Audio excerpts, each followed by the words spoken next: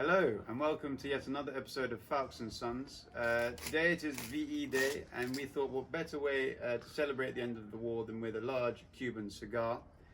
Today we have with us the Gloria Cubana Britanicas Extra, which was meant to be released in 2017. So it's had a delayed release, but more time to age and mature.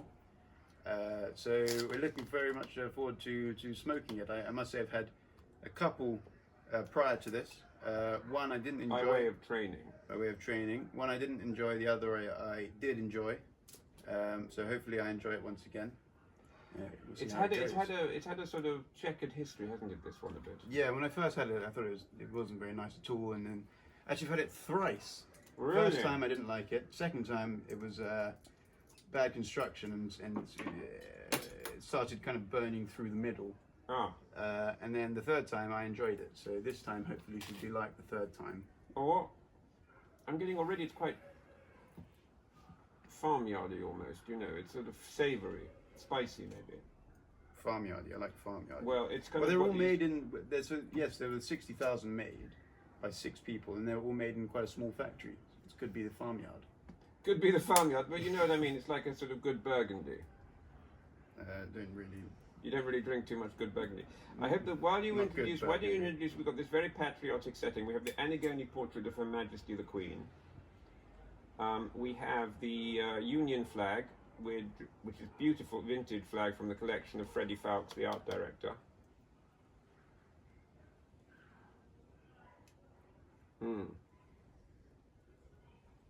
And we have, we'll proper later. Yeah, it's probably a good idea. Because we have this special, what did you call it? Wooden Zippo. But it's a Dunhill lighter. When's it from? No. Well, it's got a royal cipher on it from 1952. And I bought it in Cuba this year.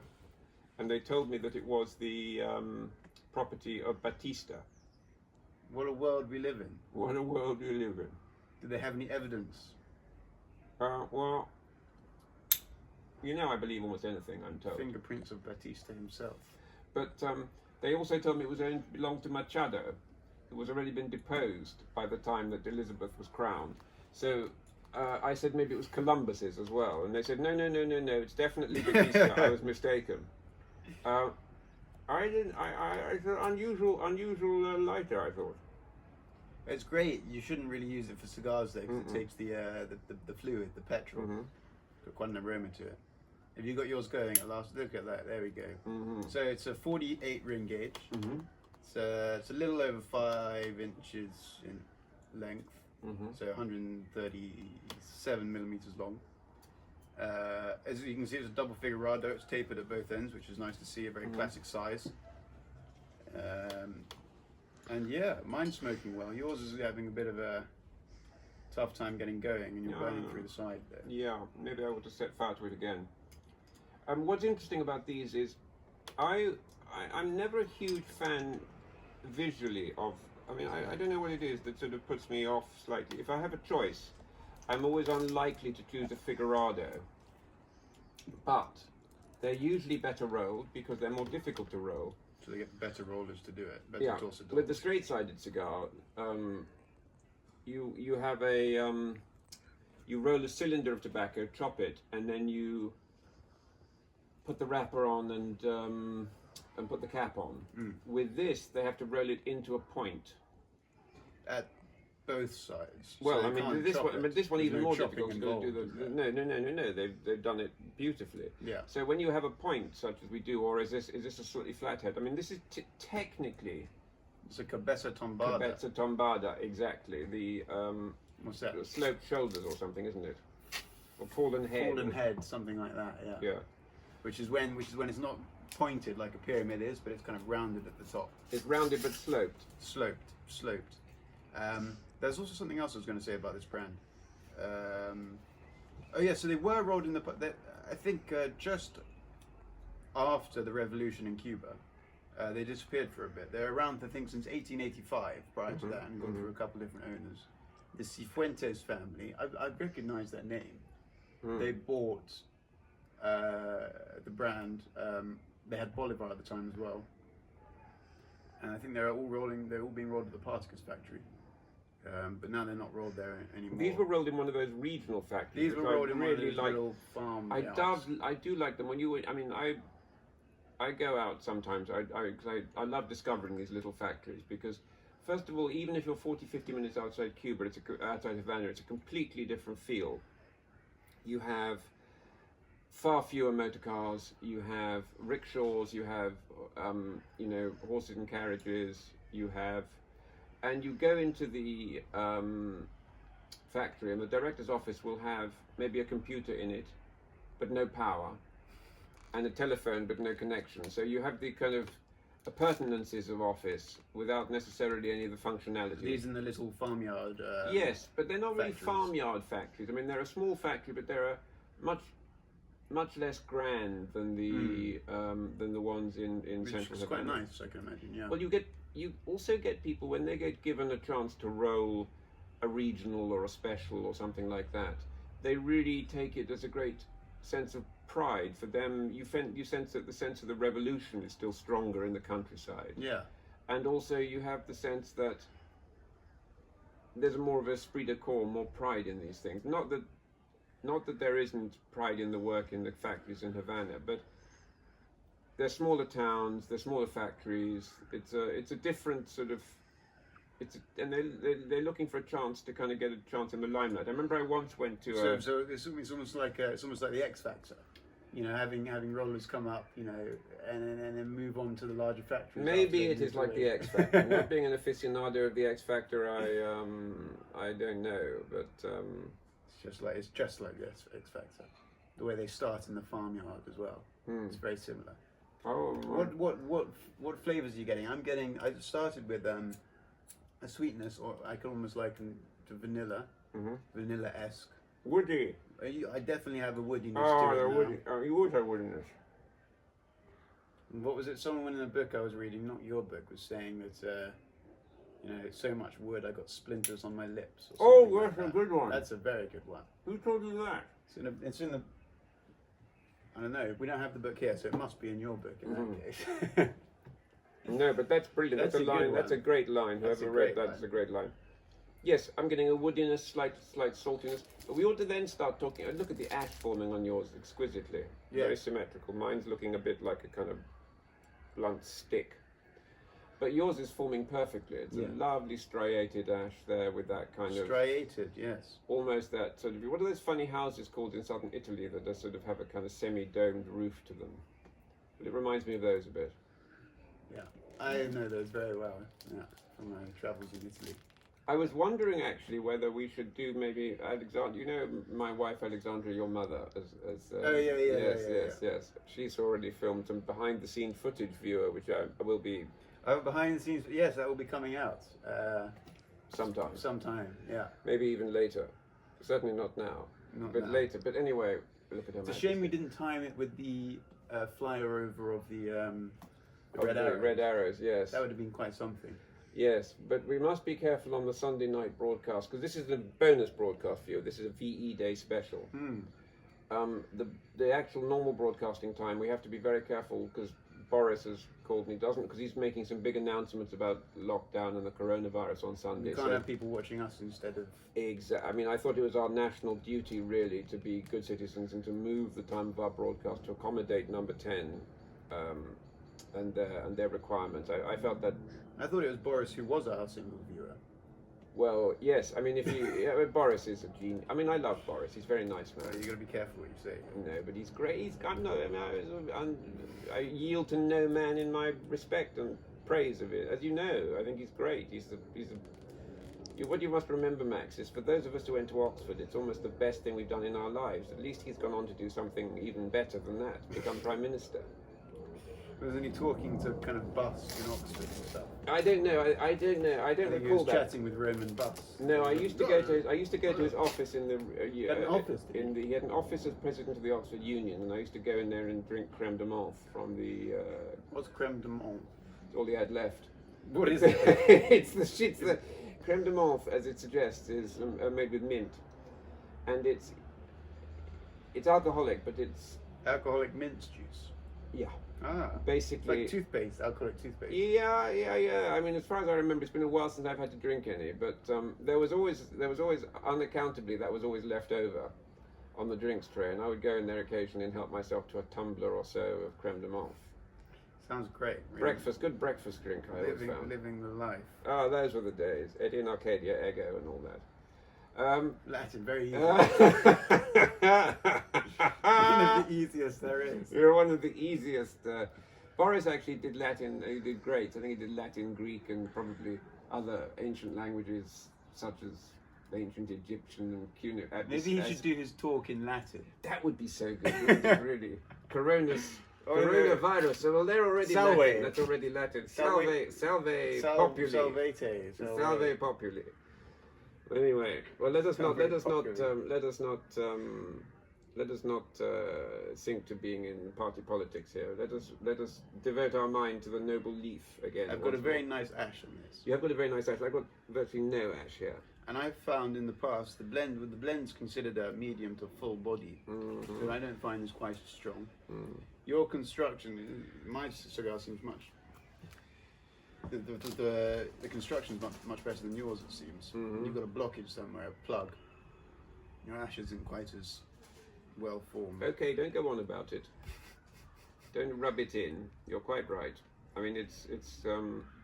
Look at that! Look at beautiful! Look at that! That is outstanding. Couldn't be better. And they put a new band on these as well. Oh no! Tell me about the new band. Meanwhile, I will show the view. I will show the viewer the Dunhill lighter with Her Majesty's cipher on it. The wooden zipper. Not the date of VE Day, you understand, but her accession to the throne and coronation. Now, I wonder, should we pause filming for a little while to allow the cigar to develop and then return to it in a few minutes? Sure. We've moved a bit further down the cigar. Yes. And what do you think?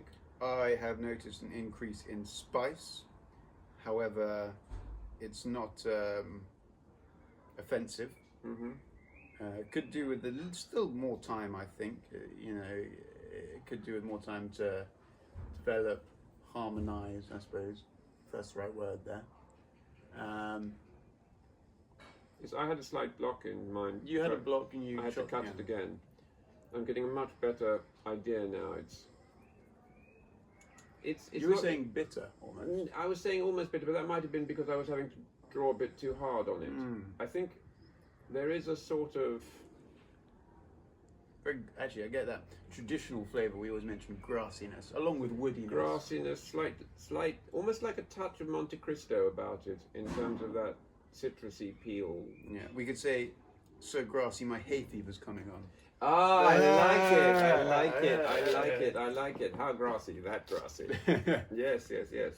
I wonder if only Her Majesty could offer us her view on this cigar. I met her when I was a baby, didn't I? I think you might have done, actually. We were in the Royal Box at Polo, and you were about a month old or something. I had to go to America the following day, and I remember we turned up for the polo match, didn't we?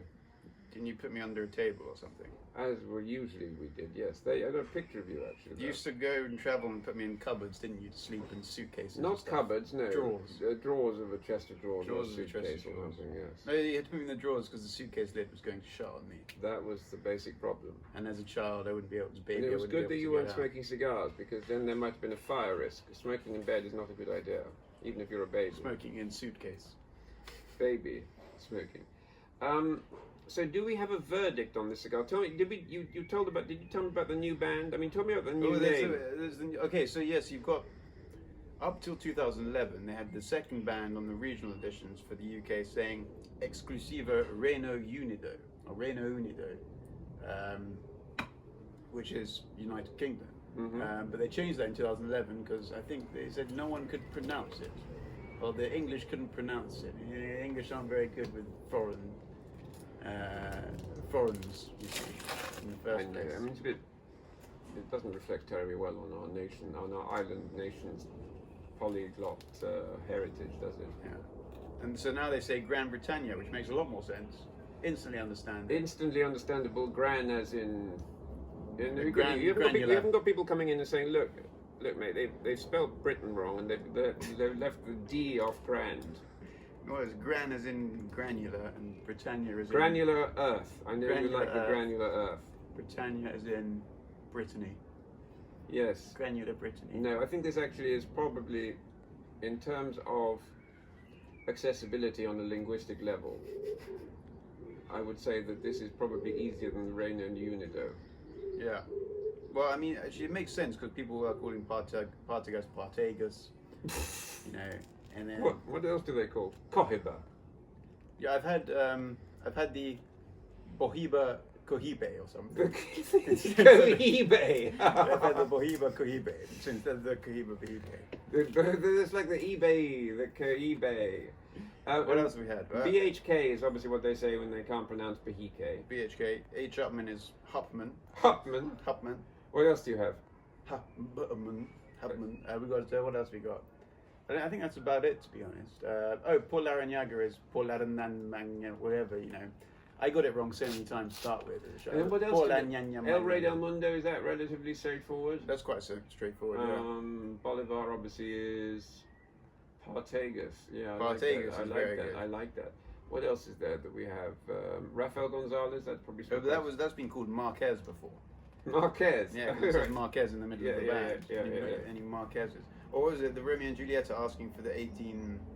When was it? 1875, I think it came about. Listen, you're the master. As I always say in these situations, if I don't know, you're the master of Havanas. Anyway, it says that on every band throughout the line, and someone came in asking for the Romeo and Juliet at 1875 or something, and showed me a picture of the band saying. It's like saying going into a record shop, as people do so frequently these days, to ask for a long-playing record featuring, what was it? What? Various artists. I'd like I'd like the latest hits from various artists. Various artists. That's very good. Well, let's come to a conclusion on this cigar without. And did I mention the smoke along that your mother, my wife Alexandra, the mother of my children? Yeah, so how should we do it? Like, we get someone in the comments to ask for us to review a cigar, and we. No, I think it's very. First of all, the viewer might not want to comment, and also. Yeah, but it makes it. But the viewer, I know it suggests shows us they might have it interaction, but the problem is that it might be a cigar that is relatively widely available, which would counter. Yeah, but it means people will have it, and then you can smoke it. I know, but it'd be contrary to our philosophy of featuring only stuff that is unavailable, hard to find, or not very good. I know. None of which. I mean, this is available, good, and I mean, this isn't a bad cigar, is it? No, it's not bad. No, it's quite nice. I mean, it's also quite nice for a day like this because it's not too strong. It's not too strong, and yeah, which is nice. I'd say it's probably medium, light to medium. Medium, getting a bit of woodiness. Woodiness. We like the woodiness. Splinters on my lips. So what should we say? Should we?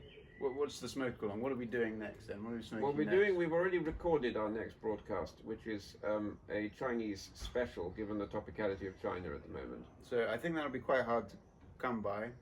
That's perfect for a smoke along. Why don't we just do a Cohiba Robusto for the one after that? Now I think you're onto something. So the Cohiba Robusto is a delicious cigar, almost sort of forgotten at the moment.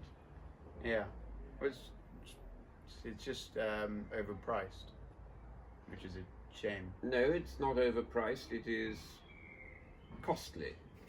It's costly. It's not overpriced. I want cheap. That's what I think like. that's Figueros, isn't it? They're not cheap, no. What's the one that really is cheap then? Castel Piedra or oh, for God's sake. Guantanamera. Guantanamera. Honestly, the packaging is worth more than the cigar, isn't it, in the Guantanamera? Doesn't it still come in those glass tubes? No, they're wrapped in like kind of bits of bin bags. Recyclable bin, you know, the see-through ones. Oh, for God's sake. So keep them so they're ready to go in the bin as soon as you get them. I don't think we really want one of those. So let's go for the Cohiba Robusto. So not the next video. Not the next broadcast. Not the next film. Broadcast on the Her Majesty's... Her Majesty's Internet, known as the Instagram and the Facebook. Yeah. No, not the Facebook, the YouTube. Prince Philip is a big YouTube viewer, isn't he? Well, I mean, according to our analytics... I think he watches Goodwood Hill Climbs, doesn't he? Goodwood Hill Climbs and also Foulkes and Sons. And his favourite is the Range Rover Goodwood Hill Climb on the side into a junction without a seatbelt on. That's his favourite. Max, that's very disrespectful. We have to cut that. Terribly sorry. You can't do that. That's terrible. That's terrible. We love him too much. I can't have that. I can't have these anti-royalist statements. No, I'm just saying he's amusing. He's marvelous. He's the consort of our ruler, our sovereign. Anyway, there we are. I think that's enough. I think that's enough from the Parkland with its mock Yorkstone. The moorland, the beautiful courtyard with its mock Yorkstone flag paving thing. Yeah, exactly. Anyway, thank you, dear viewer, for your kindness and tolerance. We're about to say fighting the virus one Corona at a time. Goodbye. Goodbye.